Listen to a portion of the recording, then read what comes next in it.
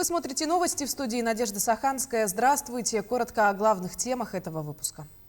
В здоровом теле здоровый дух. Сегодня жители Якутии отмечают Национальный день здоровья. Важный объект региона готов к возведению. Строительство моста через Лену идет по графику.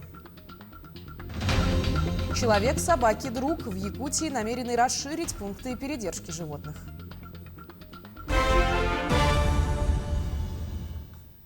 Все центральные районные больницы и медицинские учреждения столицы республики готовы принять беженцев, которые могут прибыть в регион из Донецкой и Луганской народных республик.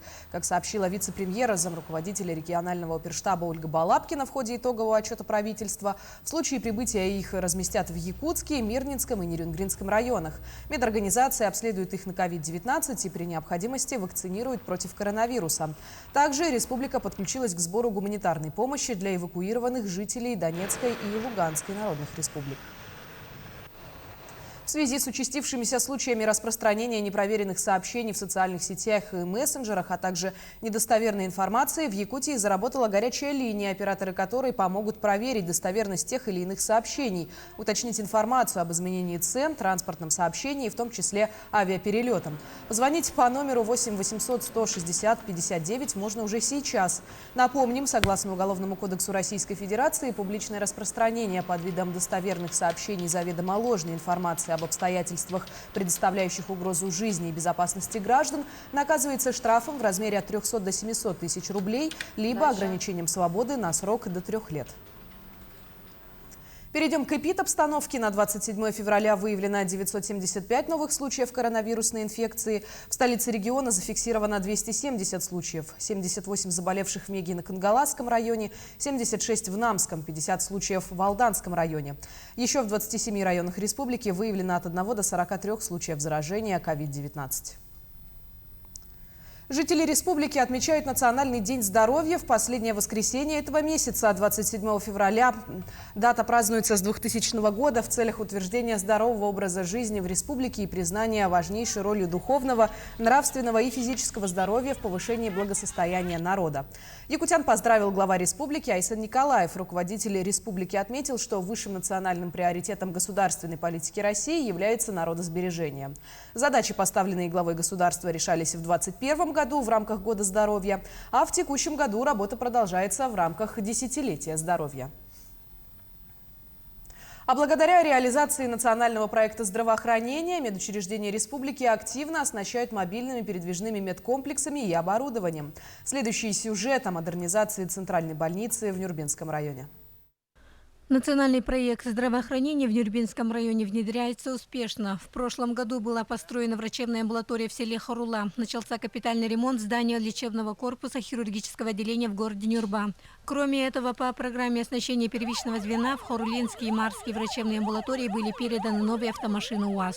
Так, в прошлом году мы получили наркозно-дыхательные аппаратуры для отделения реанимации, эндоскопическое оборудование для проведения ФГДС в районной поликлинике, также эндоскопическая стойка для проведения лапароскопических операций для хирургического отделения. Также с прошлого года началось переоснащение рентгенологической службы. Получили 2 ФЛГ-аппарата, один переносной, другой стационарный, который установлен в районной поликлинике. И также на днях мы ожидаем монтаж рентгенологического оборудования на 3 врачебных места. Районная целевая программа охраны здоровья населения тоже реализуется успешно. Выделенные средства из бюджета муниципального района недавно был построен и введен фельдшерско-акушерский пункт в селе Хаты. В целях оснащения оборудованием и автотранспортом со стороны района ведутся и другие плановые работы. До пандемии получили анализатор для проведения ПЦР-диагностики.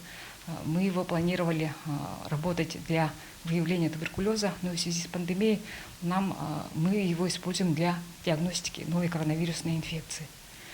Также в рамках районной целевой программы запланировано строительство врачебной амбулатории в этом году в селе Мар и также фельдшерского пункта в селе Киров. По федеральной программе национального проекта и со стороны Министерства здравоохранения республики и содействия муниципального района продолжаются работы и по строительству медицинских учреждений, оснащение оборудованием и автотранспортом продолжается. Кюнэ Антонова, Эдуард Васильев, Роман Савинов, Нюрба. В селе Харабут Мегино-Кангаласского района Якутии построят врачебную амбулаторию в рамках программы модернизации первичного звена здравоохранения. Также вице-премьер республики Ольга Балабкина сообщила, что в 2023 году стартует строительство второй очереди больничного комплекса с родильным и детским отделениями на 45 коек в селе Майя Мегино-Кангаласского района. Более того, в планах строительства в 2024 году врачебной амбулатории в поселке Нижний Бестях. К другим темам. В 2022 году Якутия увеличит объем поставок социально значимых товаров в арктические районы. На эти цели в бюджете республики предусмотрено свыше 820 миллионов рублей. С учетом волатильности цен на рынках будут предприняты дополнительные меры. Самолетами Ан-2 завоз планируется в отдаленные населенные пункты 8 арктических районов. Отмечается, что в этом году также будет налажен завоз продуктов через Северный морской путь. Напомним, в 2021 году малой авиацией завезли продукты в 42 труднодоступных села Арктики. Именно это позволило снизить цены на овощи и фрукты и стабилизировать цены на продукты. Строительство моста через Лену идет по графику. Об этом на итоговом отчете правительства рассказал первый вице-премьер Якутии Дмитрий Бердников. Так, по его словам, после получения в прошлом году положительного заключения госэкспертизы приступили к выполнению целого комплекса работ, связанных с подготовкой технологических площадок. Отсыпана территория на общей площади более 40 тысяч кубометров. Подключено электричество, уложены почти 300 плит, вынесены электросети. Устанавливают новые опоры на левом берегу реки. В марте пройдут на правый берег. Кроме того, в апреле планируется перенос газовых сетей.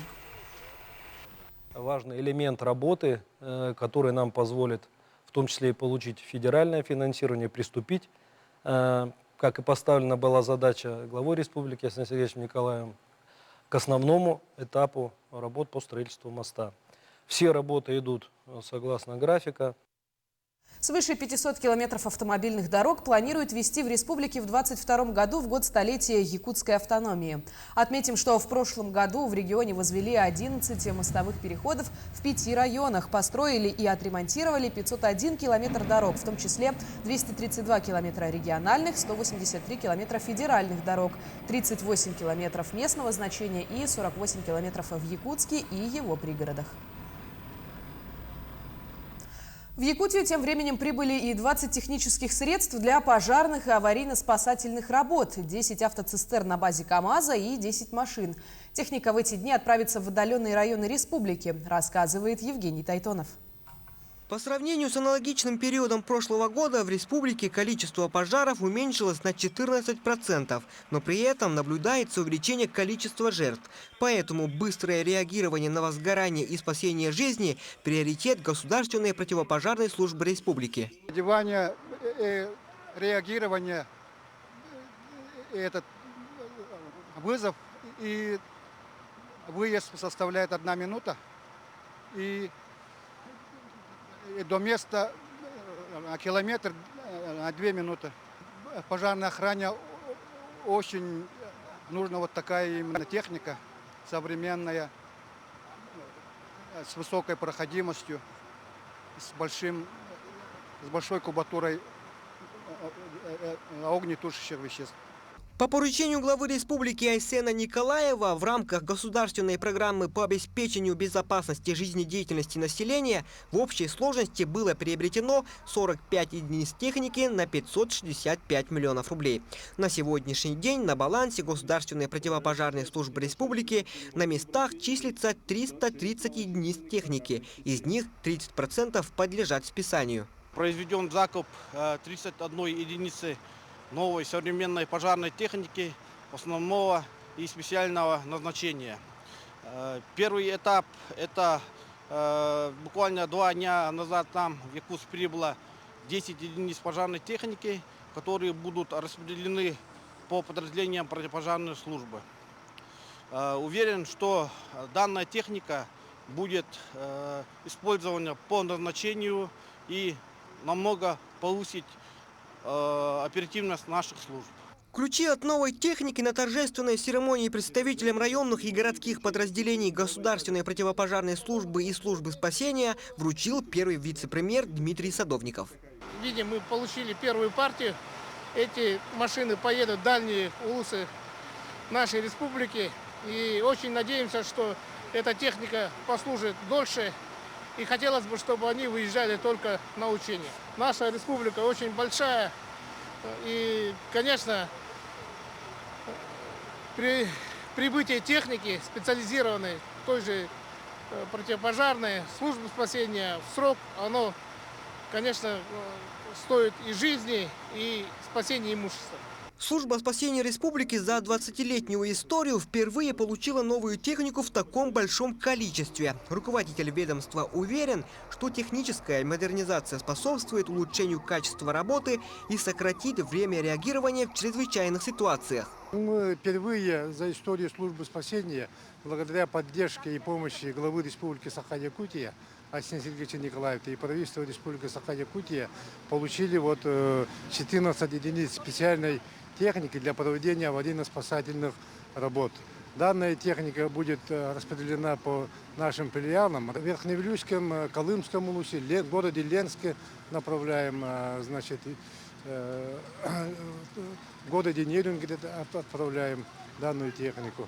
10 пожарных автоцистерн на базе КАМАЗа и 10 аварийно-спасательных машин в ближайшие дни отправятся в районы Якутии. Оставшиеся 25 единиц техники поставить в Якутию в ближайшие месяцы. Евгений Тайтонов, Семен Семенов, Якутск. Тем временем в республике намерены расширить пункты передержки животных в муниципалитетах. Департамент Якутии разработал методику определения агрессивности животных. Методика направлена всем муниципалитетам для дальнейшей работы. Об этом рассказал вице-премьер Михаил Никифоров. Правительство республики также будет софинансировать строительство приютов в муниципальных образованиях. В Якутске же действующий пункт передержки животных намерены расширить. С начала года в пункт, расположенный по улице Очиченко, поступило свыше 1500 животных без владельцев. Помимо действующего пункта, действует временный пункт передержки на территории автодорожного округа. Челлендж «Помоги детям природы» Якутского отделения Русского географического общества продолжается. На этот раз активисты общества совместно с инспекторами особо охраняемой природной территории Кинкэме развернули работу в местности Аппа-Ана по подкормке диких копытных животных. Во время мероприятия участники челленджа по рекомендациям инспекторов построили кормушки, выложили сено, кормовую соль и развесили веники. По словам инспекторов, благодаря биотехническим мероприятиям обеспечивается улучшение кормовых и защитных условий обитания зверей, что повышает биологическую и хозяйственную продуктивность на особо охраняемых природных территориях. Прежде всего, конечно, мы призываем участвовать в этих проектах наших школьников, обращаемся к школам, потому что это акции направлены прежде всего на подрастающее поколение, которое должно знать и должно участвовать в таких мероприятиях. Это имеет очень важное воспитание экологической направленности. На этом у меня все. Мы следим за развитием событий. Оставайтесь с нами.